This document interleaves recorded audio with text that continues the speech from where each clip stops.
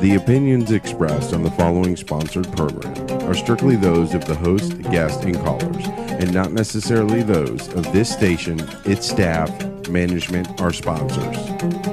Broadcasting to you on WNN 1470 AM and TrentoVision.tv from the world's leading think tank laboratory, buried deep in an undisclosed building in hostile territory where evil and corruption is exposed. You're about to enter the Tom Trento Show. What if I told you that President Obama's brother is a mobbed up Muslim involved with some of the most despicable people on the face of the earth from some of the most disgusting countries known to mankind? I mean, would that bother you?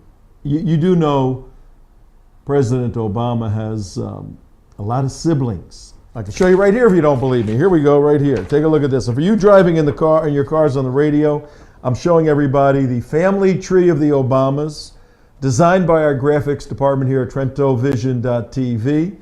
And the graphics department has a magic marker and a green piece of paper. And at the top right here, send money. Yep, so donations are acceptable on TrentoVision.tv. You can donate securely. That is Mr. Barack Hussein Obama Sr., and these are his 4 wives, and those are his 8 kids. And Barack Obama comes in about the middle. Well, Malik Obama, nicknamed Roy, he was born in the late 50s from Senior Obama's wife, Kezia. And Malik Obama, as our expert yesterday explained to us, Malik Obama is on your screen right now. So if you're driving in your car when you get home tonight, go to youtube.com/theunitedwest. You got to see this picture. It's a beautiful family picture. Go back to the family picture. 2 brothers enjoying the seat of power in the White House in Washington, D.C. We have President Obama, screen left, and his brother Malik in all his Muslim clothes. Now, when his brother leaves the White House and takes the limo to DCA, Reagan National, jumps on a plane, he flies back to the Sudan. Actually, he lives in DC, but he goes in and out of the Sudan. So why does he go to this country that has 30 million people, 97% of whom are Muslims? Not just regular Muslims. They're Sunni Muslims who follow the Wahhabist view. That is, we're going to hear from our expert. Yesterday was part 1 of Walid Shoebat's explosive expose on the interlinks of President Obama and his family as it relates to bizarre 501c3s and the IRS. I'm not CJ, am I making this up? No, you're not making it up. It sounds like a very bad Hollywood movie. It sounds like science fiction, but it does. Isn't. But we have the IRS, we have 501c3s, we have money being raised, we have Muslims taking money out of the United States who happen to be related to the president, sending money to the Sudan. The president of the Sudan is President Omar al-Bashir. Toasty fellow he is. He's wanted by the ICC, International Criminal Court, on 7 charges of genocide. He Genocide. 2 oversaw the million killing Christians. of 2 million people. Yeah, Christians for the most part. That country was split in a horrible civil war. We have southern Sudan now that's mostly Christian. He's still going after these people. He's rounding up whoever he can. But in order to do the will of Allah, Omar al-Bashir started an outreach program. You know, I'm a Christian. We have our outreach programs, and we try to share the love of Jesus Christ to people. Well, Omar al-Bashir has a little different way of doing it. He started the Islamic Dawah Organization, IDO. The Islamic Dawah Organization is really a political tool designed to infest the host country in such a way as to propagate Islam, to proselytize, to get involved in politics, influence all levels, to make eventually the host city, state or nation Islamic. Yeah. And out of the Sudan, we have the IDO, Islamic Dawah Association, but somebody has to run it. Organization, yeah. Organization, Yeah, but yeah. somebody has to run it. Somebody has to run it, So- and who better and more qualified than Back to the picture. Go back to brother the picture. of President Barack Hussein Obama. Obama. Now, guys, here on TrentoVision.tv on the 30th There's of no May. nepotism involved here. What? There's no nepotism involved Oh, that's- whatsoever. They're a totally legit company. They're a totally legit 501c that just happened to get fast tracked. Now, I don't know nothing from nothing on Thursday, Absolutely. May Okay. 30th, Look, 2013. We'll go back to that picture. Go back to that picture, because what we have here in this picture is the personification of the joining of the domestic corruption of the Barack Hussein Obama administration and With international it's terrorism. with international terrorism Yeah. and national security. Like, forget it. You can't even call No, you them can't even- failures. you can't- No, You and, can't even and call them failures. I don't know, but if we were a fly on the wall, the brother would be saying, "Man, how do I do what you do? You're rolling, Barack. How do I do that sort of stuff? You know, hey, you stay close to me. I'll take care of you." And we got to pull the records to see how many times the brother has been in the White House. You know, check that out. But the bottom line is this. You know, you have guilt by association. I mean, I've been in pictures with crazy people, and people try to associate me with those crazy people. Yeah. It's usually true. to Well, tell you the truth. Bill Ayers is just a guy he knows from his old neighborhood in Chicago. The higher you Yeah. get up on the national security pyramid, Yeah. the less excuses, the less room you have for associations. And Abedin, our expert Walid Shoebat, who did a great expose a few months back, part of the evaluation process of the Department of State is to examine your relationships, both familial and in a friend manner, to determine whether or not you're compromised in a way, shape, or form. You got a guy who is running basically an Islamic terrorism organization out of the Sudan, sitting in with the president because he's the president's brother. Walid Shoebat. Well, why should this be so surprising? The head of the CIA was converted to Islam in an influence operation by the Saudis while he was stationed there on behalf of the CIA. So, come on. We need somebody to straighten this out. Do we have anybody out there that can straighten this out? I No. can think of a very special apostate that might be perfect. And who is Yeah. that? Mr. Walid Shoebat. Okay, let's bring Walid Shoebat in for part 2 of the Walid Part Shoebat two. special expose. Hi, Walid. How you doing? Good. How are you, Tom? CJ, how are you? We're Hello. doing good. We're doing good. CJ had a question we left off yesterday. For the sake of our audience here on TrentoVision, about 10 minutes past 5 o'clock, we will ask the question. I think Walid has a special expert. Okay. When we left off yesterday, after we established how the 501c3s were set up for the Barack Hussein Obama foundations, what I wanted to know is, what is your proof? Can you show the connection between President Obama and the hindrance of prosecution for war crimes of the president of the Sudan? And how is Barack Obama, as President of the United States, basically blocking the prosecution of a man responsible for genocide? Well, How's he helping them?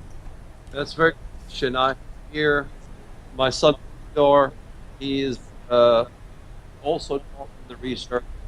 He will get the other half of your question. The first half of your question is the connectivity between President Obama and his Kenyan family. That's been established when Musa Ismail Obama spoke at Al Jazeera television, spoke of the communication between the foundations, the foundations, that is the Mama Sarah Obama Foundation. Malik Obama is also involved. The conduit is Uncle Saeed Obama, who is the secret conduit in the family who brings back and forth those messages. We also have the IRS, which Obama, of course, President Obama has influence over. And there is much corruption as evidence these days. No one can deny the corruption in the IRS. The IRS itself admitted the corruption, giving special statuses for people. In this case, Malik Obama gained illegal status of a 501c3 without any investigation, giving false address, so on and so forth. Then we have Malik Obama's involvement with the Islamic Dawah organization. But we must go to the history first to understand how this came about. Basically, President Obama's brother is affiliated with the Sudan, the regime, the government, the whole shebang. We need to understand the history. It was the Muslim Brotherhood that begat Hassan al-Turabi of Sudan. He was a major, influential figure. He is basically the Qaradawi of Egypt to Sudan. From Turabi, then the National Islamic Front was begotten. He was a key figure in establishing the National Islamic Front in Sudan, which begot the Islamic Dawah organization, which Malik Obama is the executive secretary as well as the advisor in Sudan. Stuff is crazy. When it came to the policy issues of President Obama, it matches perfectly with the policies of the Islamist Sudan and not collaborating with our friend in the southern Sudan. Theodore will add more to this equation. Okay. All right, now Thank you. Theodore is your son. Where is he? Theodore. Hi, Theodore. Welcome to TrentoVision. Good to have you here. We hear a lot about you, and we're glad you're with us. And help us understand the Sudan. Well, we're talking about Sudan. We're talking about North Sudan, which is a country ruled by Omar al-Bashir, who is the head of or actually I would say he is a part of the Muslim Brotherhood affiliate in North Sudan. North Sudan has its own Muslim Brotherhood, which is an extension of the Egyptian Muslim Brotherhood. So when we're talking about Omar al-Bashir, we always have to interconnect him with what's going on in Egypt. That's why I always say to people, if you want to know how Egypt is going to become, just look at North Sudan and you will find out. It's been a Sharia nation longer than Egypt. I mean, it's been a Sharia nation going back to the 90s, I would say. But to go to Obama, to connect this with the president, in around 2011, 2012, the Council of Foreign Relations released a report stating for a fact that the president of South Sudan, which is a Christian country and seceded from the north on account of the immense persecution the Christians were enduring, was funding rebel groups in Darfur who were trying to oust out Omar al-Bashir because he's such an immense tyrant. Now, Omar al-Bashir began to complain to Barack Obama. And Obama paid a visit, and he was very upset. According to the Council of Foreign Relations, President Obama was expressed great anger with the president of South Sudan, who was a Christian. His name is Salva Kiir, and told him vociferously, very angrily, to stop funding the rebel groups in Darfur, stop giving weapons to the rebel groups in Darfur, and the Salva Kiir ceased to support the rebellion. Now, here's the question. This was happening during the revolutions in Egypt, during the revolutions in Syria, during the revolutions in Libya. Obama was in all support with those revolutions. He expressed great support for the revolution in Egypt, great support for the revolution in Libya, great support for the revolution in Tunisia and Syria, but for a revolution against a truly Islamic tyrant who was a member of the Muslim Brotherhood, Obama squashed it. Exactly. Just like he squashed. Not just create some crazy conspiracy theorists. And let's not forget, Omar al-Bashir was the one behind the attack on the American embassy in Khartoum, which took place around the same time as Benghazi. Khartoum is a major city in North Sudan. Yeah. So they attacked the American embassy and the German and British embassies as well around the same time as Benghazi. Right. Omar al-Bashir was confirmed to be the main orchestrator behind this attack. Right. And Obama's brother is working with them. Obama helped them. So explain that one to me. Well, I'll give you one little thing that'll help explain it. Yeah. That trip to the Sudan by Obama was May of 2011. Guess who accompanied President Obama on his very important trip to the Sudan. Guess what? Counterterrorism advisor. Oh, the one who converted to Islam? John Brennan. John Brennan. John Brennan went with him to the Sudan and then went on to visit Saudi Arabia, where he got converted. Reverted. Yeah. Reverted. But I mean, we have. I mean, this is near traitorous. You know. It's not near. near anything. It's not It near. is. It is. I'm always hesitant to use that term. It is. But, It is. oh my What word. what is is. Near like a nuclear bomb, right? Yeah, right, a mile away exactly. from you, right.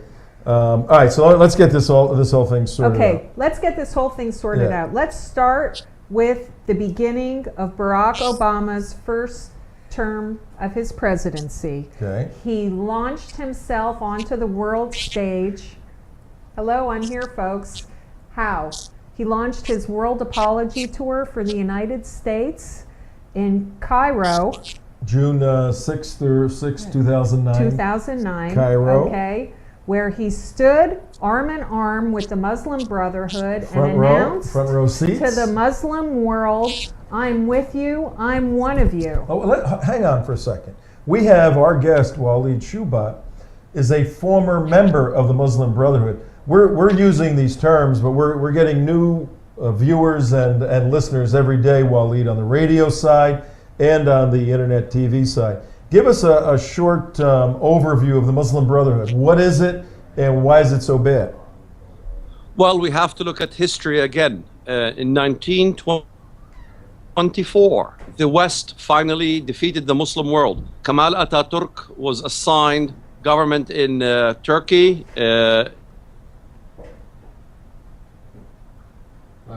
Became the Turkish Republic, I believe, and he removed the Arab script. He squashed all the Islamic movements, which continued to try to gain momentum in several years until the AK Party finally got its foothold. But from that inception, when the Islamic world got crushed in 1924, in 1928, I believe, 4 years later, the Muslim Brotherhood gave birth. Are you still there? Yes.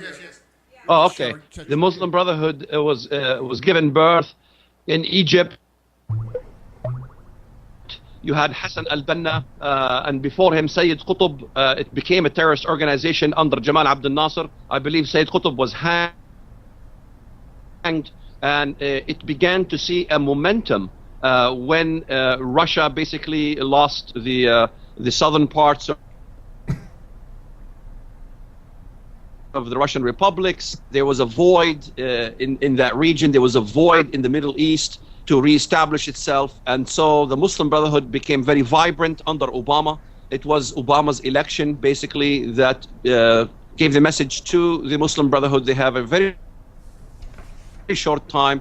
And that's what we had, the Arab Spring. We've seen what happened as a result. The Muslim Brotherhood of Egypt, you have Sheikh Yusuf al-Qaradawi, the spiritual head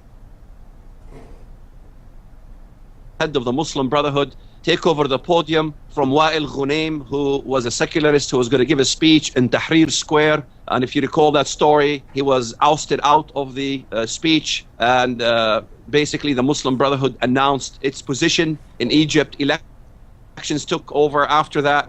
And the Muslim Brotherhood was elected through voting and bribery and giving the masses foodstuffs and things of that sort. Now the Muslim Brotherhood is spreading its tentacles into Hamas, using the Sudan as well. So everybody who was ousted out of the Muslim Brotherhood from Egypt is back to roost in the Middle East, and we've seen the revolution in Syria as a result. So the Muslim Brotherhood is the umbrella organization of all the Sunni terrorist organizations, Hamas, the Islamic Jihad movements. That is the mother, and unfortunately in the United States, it is not considered a terrorist entity. It should be, as it was in the days of Hosni Mubarak. Theodore, you said that the Muslim Brotherhood in North Sudan is a little different than the Brotherhood in Egypt, and they're neighboring countries. Different in what way? Draw out the distinctions between the two Brotherhood organizations. They're not different. The only difference I would say is the intensity of persecution which is going on in the two countries. Egypt right now, because the Muslim Brotherhood just took Egypt a number of years ago. I mean, just last year it took Egypt. So it's not immediately going to implement mass slaughters and persecutions on the Christian population as of yet. It will eventually, no doubt. But my whole point is, people ask me, how is Egypt going to turn out? What is going to be the state of Egypt in the near future? I say, just look at North Sudan. Right. North Sudan was taken by the same organization when Bashir and al-Tarabi did a coup and took the country. They're both Muslim Brotherhood. And so because the Muslim Brotherhood has been ruling in North Sudan a lot longer than the Muslim Brotherhood in Egypt has, it has matured to a much deeper level in persecution than Egypt because of time. It's a much more Sharia-compliant country. It's a Sharia-compliant country where Egypt is just getting started in it. And we've already seen in the last more than a year, since the Brotherhood took over, the systematic burning of all the Coptic churches and all in Egypt, yeah, and the killings and imprisonments of the Coptic Christians in Egypt. I mean, this is not the wholesale slaughter of Christians that we saw in the Sudan. And Egypt is a more westernized country also than the Sudan is. And so it's more technologically advanced, and you're not going to see the overt killing, insanity, hacking in Egypt that you saw in the Sudan. Well, I don't think. Picking up on that, Theodore, we hear 2 million Christians. We know 2 million Christians killed in the Sudan. What is the nature of the conflict? What for people who hear the Sudan, they don't know what's going on. I guess the Christians were occupying land that the Muslims were claiming as their own, right? What was the Must essence? have been a land for peace issue that couldn't quite get worked out. I mean, Christians have been there for a long time. Give us a little primer for folks that don't know anything about the Sudan. Before Theodore answers the question, if I may interject and make an addition here before he comments, it's important. It is very important to understand that the Islamic Dawah organization that Malik Obama is responsible for in Kenya, that's the Kenyan branch of that Sudanese outfit, on that website that Malik Obama is responsible for, it states that the purpose of the Islamic Dawah organization that Malik runs is to thwart the Christian tyranny in Sudan. In other words, it is really to crush the Christians to oblivion in Sudan. So this kind of remarks from the website itself gives credence to that plan that was embryoed in Sudan, taken over by the Malik Obama in this case. So I just have to ask you guys, just to before we get back deep into the Sudan, how can the President of the United States justify his association by name and by familial relation with a foundation and with an individual that is responsible for terrorism against Christians? The answer is very simple.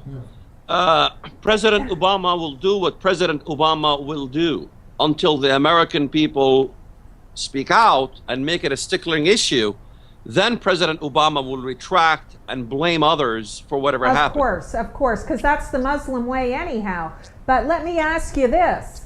As Christians yourselves, how do you explain the lack of Christian American interest in this issue of what's happening in the Sudan, and the president's I must say, the president's actions and his aiding and abetting of the wholesale slaughter of Christians by Muslims all around the world.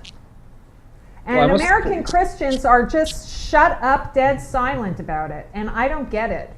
Well, I get it. The American churches, for one thing, not all of them, but many of them have been engulfed by heresy.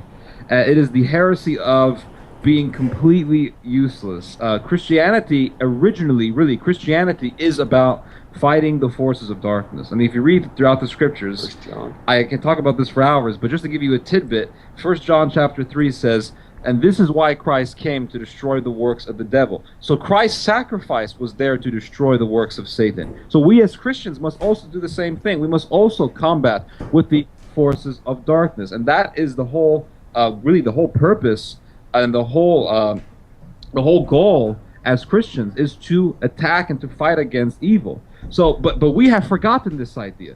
It's been very recent that the church in America has forgotten this very, very important aspect of our faith, and we've distracted ourselves from fighting against evil to making the church really into almost like a psychological clinic, a place where you have marriage counseling, psychiatric help, dating, Christian dating, stuff that has nothing to do with Christianity, really. Right.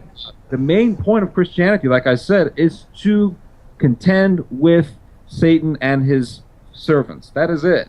But because we have forgotten this, we have then, in turn, forgotten the great evils which Islam is causing right now and continues to cause. But to also to add to what you were saying, you brought up the 2 million Christians, but Brad Phillips is a major activist who is fighting against the tyranny of Bashir currently. And he recently made a report a number of years ago stating that the number of deaths caused by Bashir's regime has increased. It's no longer 2 million. It's actually over 3 million now. Wow.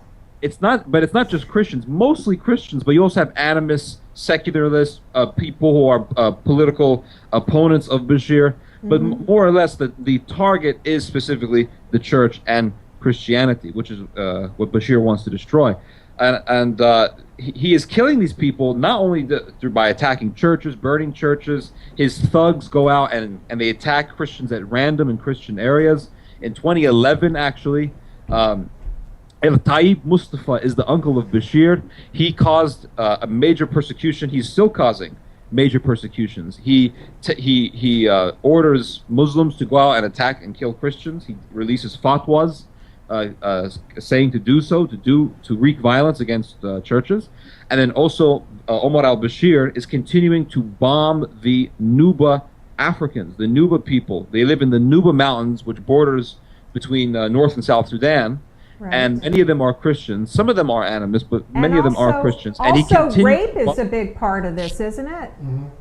Yeah. Yes. Yeah. Absolutely. I mean, rape is a big part of this, and rape is a big part of Islam. Yeah, it's a huge part of Islam because of the sexual repression and denial and everything. And it's also to dishonor. If I'm right, Walid, the act of sexually attacking someone and raping them is more not for the actual sex, but it's a portrayal of honor and that you are subdued and that you should be shamed. Is that correct? You're absolutely correct. In fact, from my own experience, when I went to high school in Dar Jasser High School in Bethlehem, my educators were graduates from Al-Azhar University of Egypt. I even remember my teacher's name, Sheikh Naim Ayyad. And I remember the time when we were studying the Islamic studies department in the Quran, and the subject was al-Jawari, the concubines.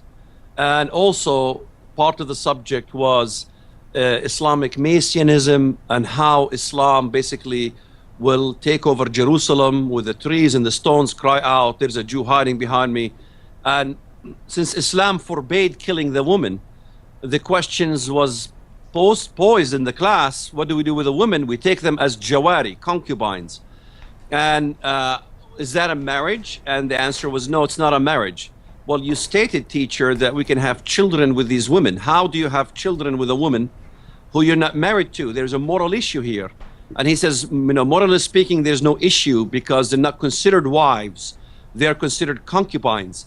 And I says, well, how is it possible that this concubine is going to allow the male to have intercourse with her after killing her father, her brother, her family members? That doesn't seem to make any sense. Does she have any say-so in the matter?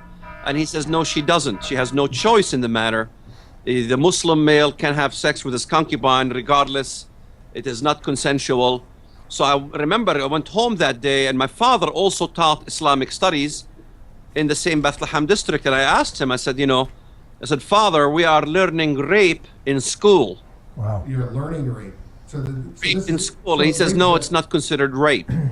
And in fact, in Sudan, historically, they have taken girls 8, 9 years old for the service of the Muslim military. It was Bashir at-Turabi. Bashir at-Turabi was a major influence in this whole thing. He was the Muslim Brotherhood affiliate from Egypt. In fact, when that movement started in Sudan, it was called Al-Haraka Al-Islamiyya, the Islamic Movement Organization. And they were going to be exactly a mimic of the Muslim Brotherhood, but then they opted to name it Al-Haraka Al-Islamiyya, separate from the Muslim Brotherhood in Egypt, yet they aspire exactly the same things. So I don't agree that Egypt is going, because it's a little more civilized or has Western things, that it's going to not carry out the same kind of genocides against the Coptic Egyptians in Egypt. In fact, we must look at Isaiah chapter 19 in the Bible. It talks about that the believers in Egypt will cry to the Lord. I mean, many Christians in America, when they read the first verse of Isaiah 19, the Lord comes riding on a swift cloud and is coming into Egypt. Christ, when he comes down with the clouds, one of the places he goes besides Jerusalem is in Egypt. Why? Right. Because the persecution of the Christians in Egypt. What happened in Sudan will parallel in Egypt. Okay, this has been an amazing two-part investigative expose, Walid. It's about 5:30 on the 30th of May, Thursday. If I may add one thing. Sure, yeah. If I may add one thing, to prove my point beyond shadow of a doubt, you look at Obama's behavior. He's a philanderer. He enjoys young girls, underage girls. It's been proven fact. In fact, one in-law of Malik Obama, named Mary, she tells how Malik seduced her underage daughter named Sheila, and I quote her verbatim. He made a secret plan to take her away and gave her 3,000 shillings, tantamount to 24 pounds, to get her to marry him. Sheila Ananyago, 35 years younger than Malik, also reported by Andrew Malone of the Daily Mail, by Sheila Ananyago herself, Sheila Ananyago, and she, Hafsa Abawanda, now 33, also another case, married the politician, a teenager. She was underage. She escaped in 2008 after 5 years of abuse. Several members of the family testify that Malik has at least 12 wives.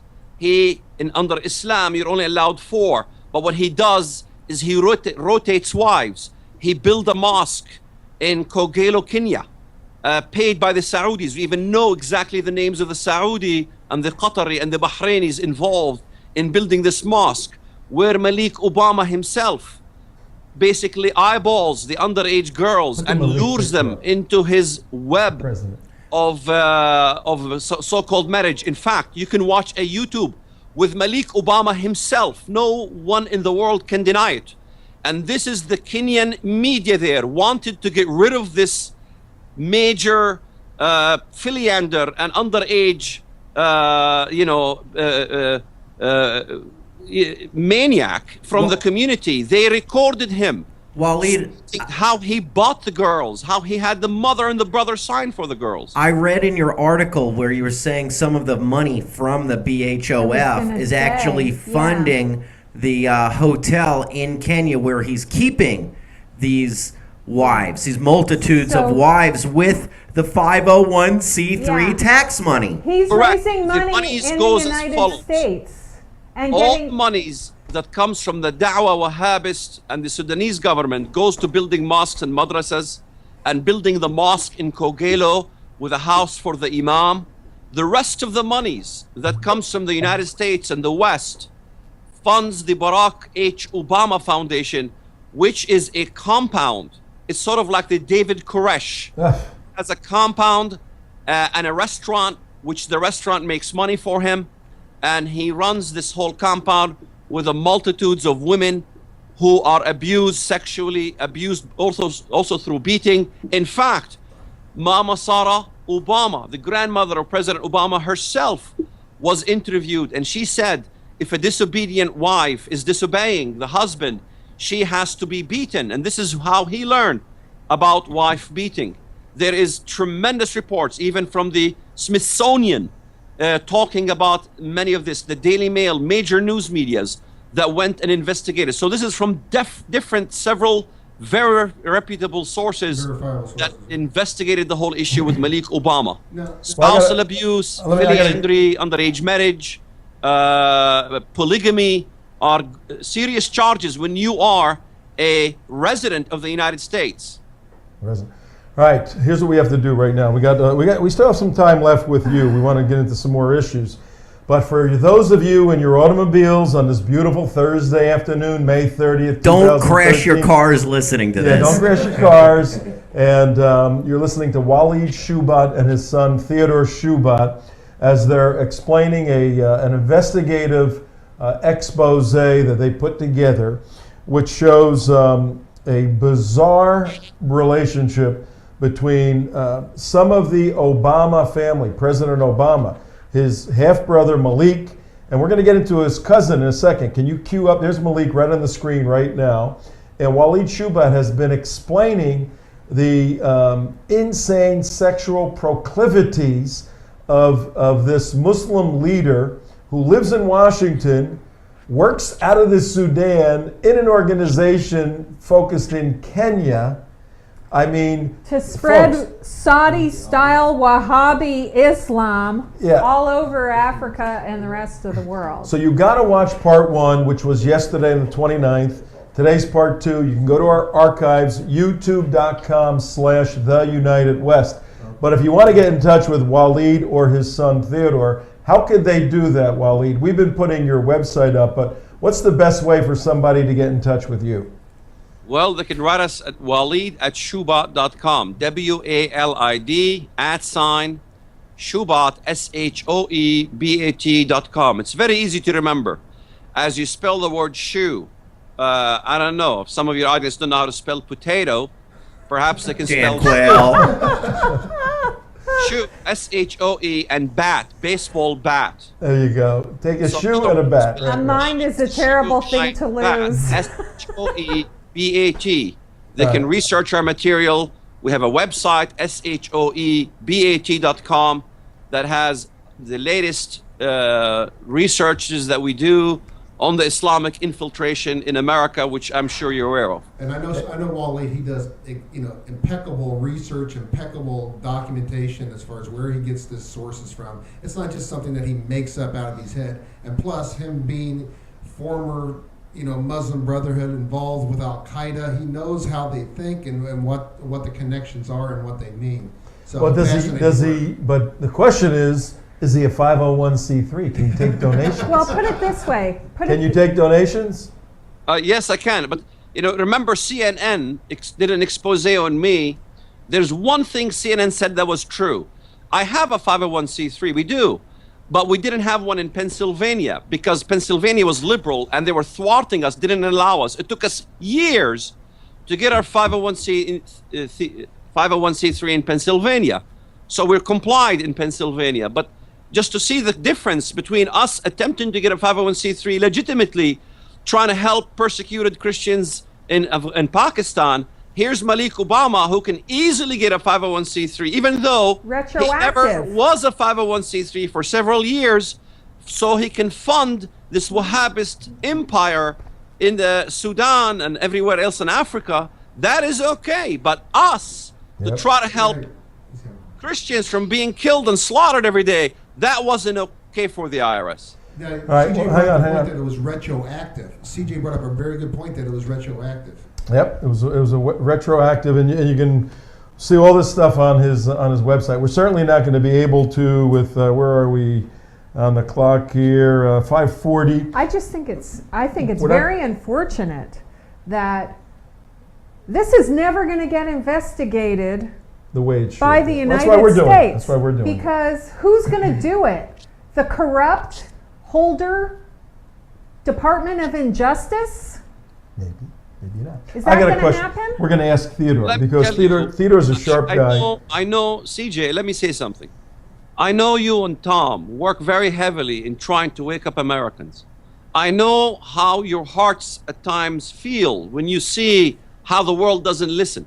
But I can relate to that. But let me tell you, don't be concerned whether people listen or don't listen. What we do as a mission is to etch history in fact and in truth. And history eventually will be revealed. As we say in the Middle East, one day the snow will melt and all the crap under it. I was looking for this very flowery grandeur thing.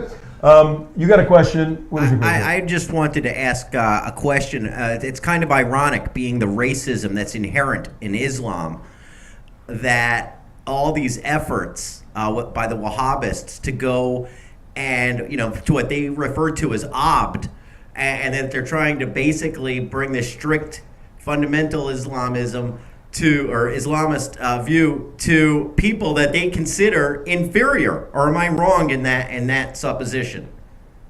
No, you're not wrong. In fact, Muhammad the Prophet in the Hadith said, if you ever want to know how Satan looks like, just look at a black man. And he also called the Africans raisin heads. And Muhammad himself said that the black man was made to serve both the white man, the Japhethite, and the Arab, the Semite. So no, Islam is an inherently racist religion, but they are simply using the Africans for their own object. That is why there is major dawah or Islamic evangelism going on right now in American prisons, because they want to take the American blacks and say, well, you see, the American system, that's a white man's system, and they're oppressing you, they're putting you in prison. Join Islam. That's the oppressed man's religion. That's not the white man's religion. Christianity is the white man's religion. So they're getting all of these blacks in America. Yeah. And by coincidence, our president studied Christianity under the leader of this movement in the United States of Black Liberation Theology, which preaches exactly that from a supposed Christian point of view. I got one thing to say. Oy vey, I learned poetry in the Middle East. The famous poem written by a Muslim poet, لا تشتري العبد إلا والعصا معه إن العبيد لأنجاس مناكيدي. Everyone who speaks Arabic knows exactly what I mean.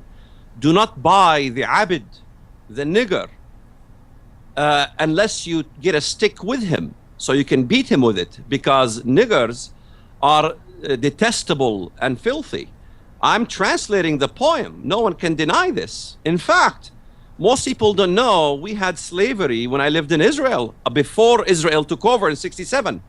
I remember as a child, the orange groves in Jericho were taken care of by blacks from Sudan.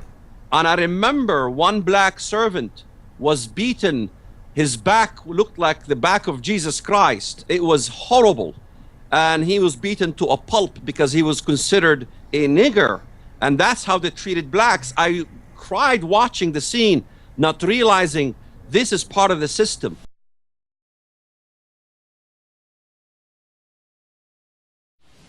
See, he's whitewashing the Arab side of the slave trade.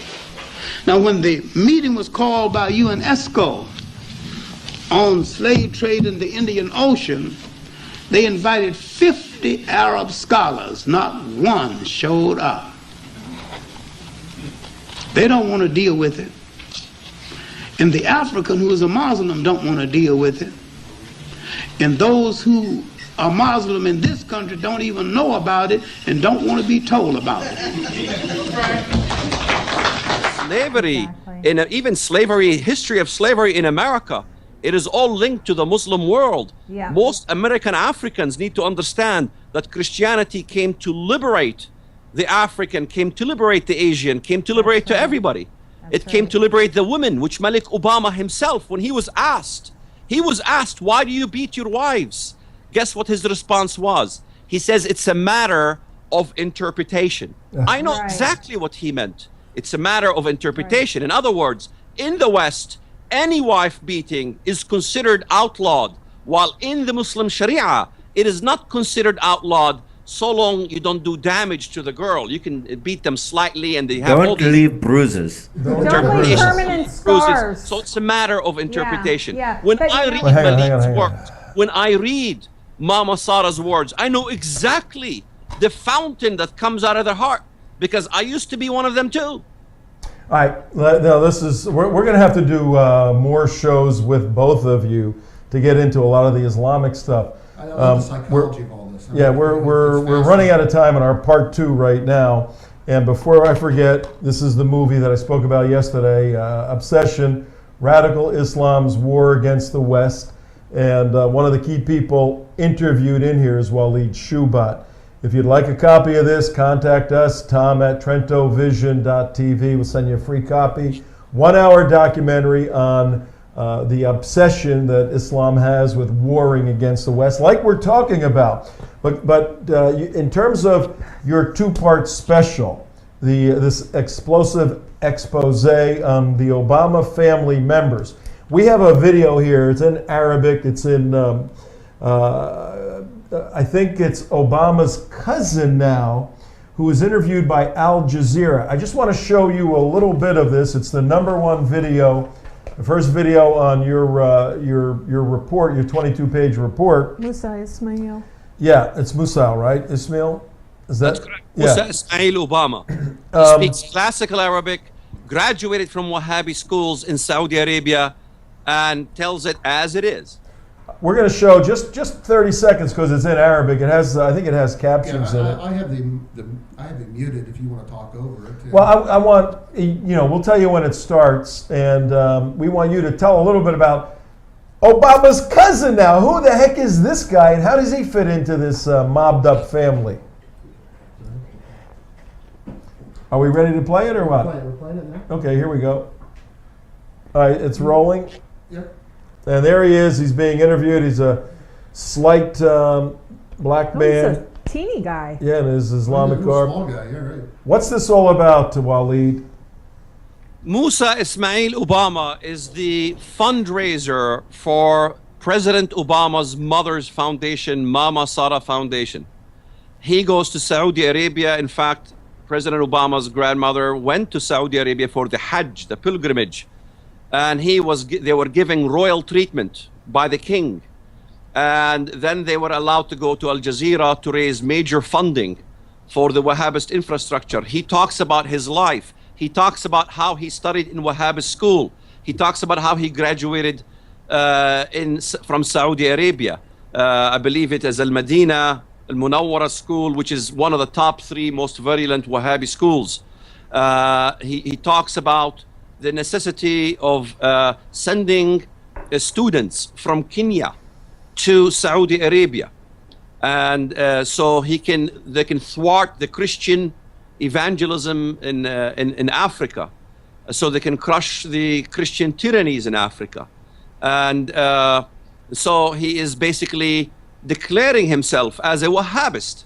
He's declaring himself to be part of this whole structure. In fact, you can see photos as well with Saeed Obama, the important conduit for President Obama, sitting there with the heads of the Wahhabist movement from Muslim World League. The Muslim World League was involved in supporting Al-Qaeda.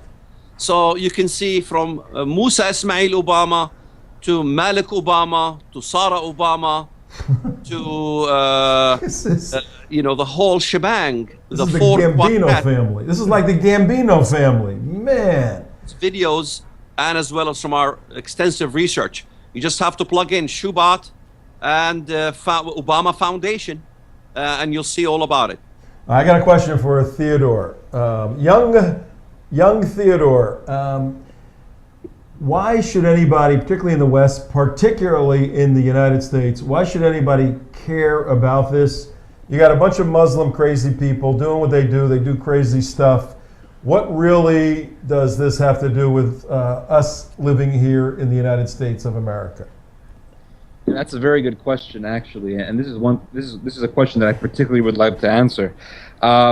Why should we care? Well, in America, we are obsessed with tolerance. We have put tolerance on an altar, made it into an idol, and replaced Christianity, really, with tolerance. We judge nations by their tolerance. So we have a bunch of Muslims living in the United States. We say, well, we're a tolerant nation, and we're going to allow them to do what they want to do. Well, then, that sounds great and all, but then you have Muslims protesting in Dearborn, Michigan. Then you have Muslims thriving, and then all of a sudden they feel very, very confident. And then they start to do terrorist attacks. They begin to kill people. They begin to kill thousands of people. So then we realize, well, what happened? Well, we need more tolerance. And we keep talking about tolerance. Here's the thing, is in the Bible, just to bring up the scripture, in the book of Genesis, there's a very famous story about two brothers called Cain and Abel. Cain sacrificed with the fruits, Abel with blood. Cain was then a heretic. What did Cain do before he killed his brother? He was very nice to his brother. The scripture says that he brought him to a field and began talking to him. So in other words, he tricked his brother before killing him. So here in America, we get this persona. Well, they're very nice people. Islam isn't the problem. What we need is more tolerance. The problem is fundamentalism. But then we have to remember the story in the scripture. What happened before Abel? Before Abel was killed, Cain was very nice to him. Here's another thing. I went on a radio show one time. It was British radio, and the guy was from England. And he told me that Muslims were very, very nice people and that I had no right to say the things that I was saying. And I told him straight up, I said, listen, one day the Muslims are going to rape your women and they're going to cut your heads off. And he started to laugh at me. Well, guess what happened just days ago? A British cadet got beheaded in the middle of the street. The Muslims in England have more, and I would say also in the United States, they have more freedom in the Western world than they do Saudi Arabia. If a Muslim in America took out a microphone and started to scream out Sharia was going to take over the world, nobody would stop him.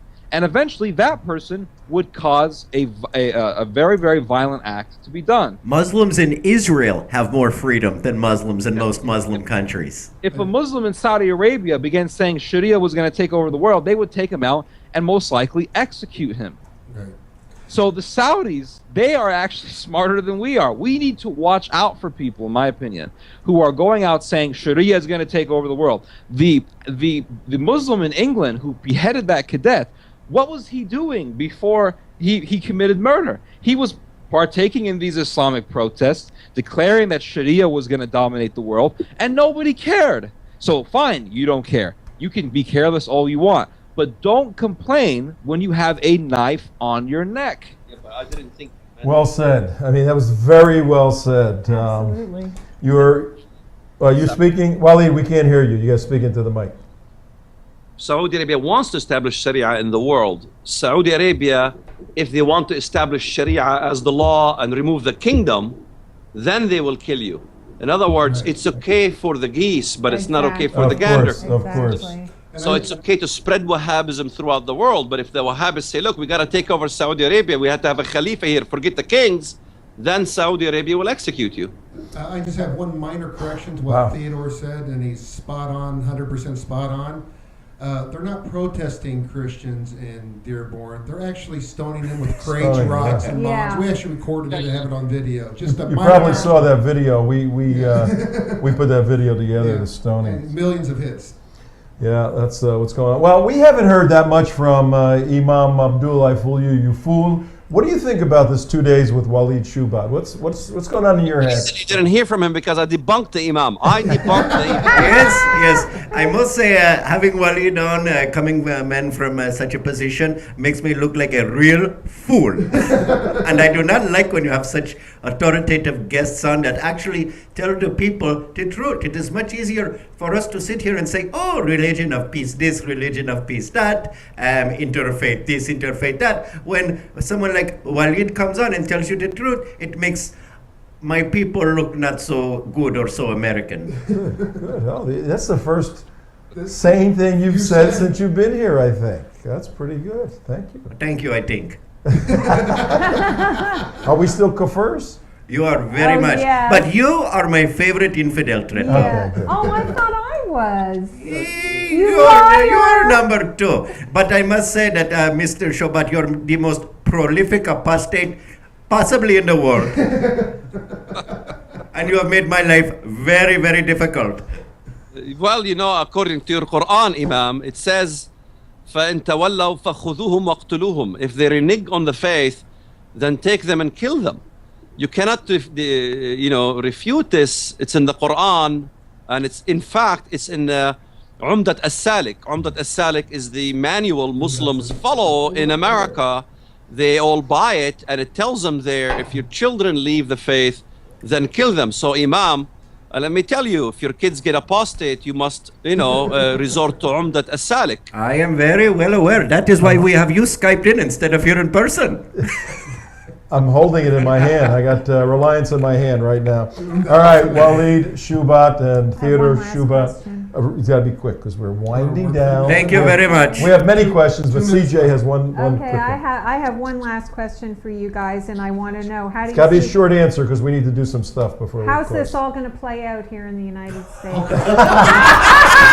Save that. Yeah, that's a short question. We're not answering that one right now. Yeah. We'll have you guys. No, we don't have time for that. We'll have you guys. Yeah, we do. 30 seconds, Walid. How's it 30 going to play out? seconds. How's it play out? Well, it's gonna play out. I'll tell you how it's gonna play out. It's gonna play out by the Muslim world being very conniving, using the country of Turkey because it's considered a moderate state. Thank you. And we will sell our ability to basically police the Middle East and give it to Turkey. This is what's happening. So by saying that Islamic democracy of Turkey or the Islamic model of the Turkish government is the norm and is what is aspired by Tunisia and Egypt, everybody's going to get excited.